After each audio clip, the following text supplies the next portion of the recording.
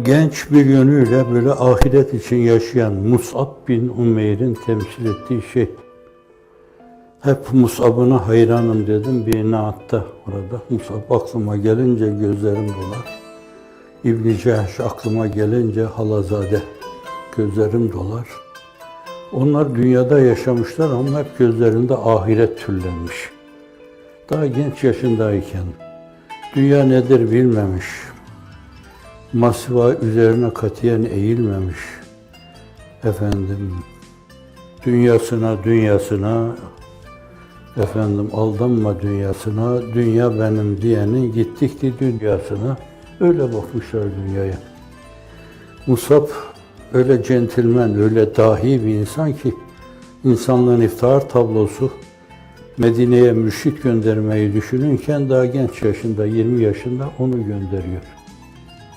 Demek ki o kıvamda öyle bir adamışlık ruhu var. Başka bir sevda gözlerinin içine girmemiş.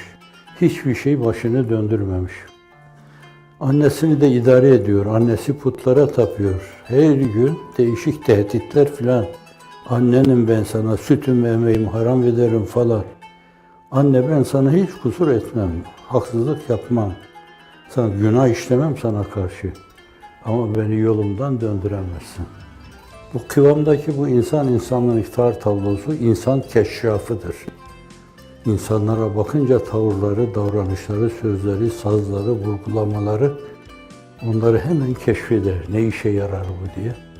Medine'ye gönderirken onu gönderiyor. Bir sene sonra da 70 insanla Akabe beyatlarına geliyorlar. Evet, o da kolay. Puta tapan insanlar bunlar orada.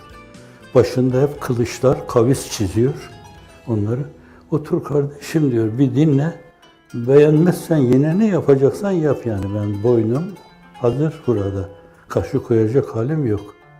70 tane kadın, erkek, genç insan hissiyatlarını kontrol altına alarak Allah Resulü'nün emrine getiriyor. Öbür sene biraz daha artıyor, öbür sene ve bir gün orası Darul Hicret oluyor.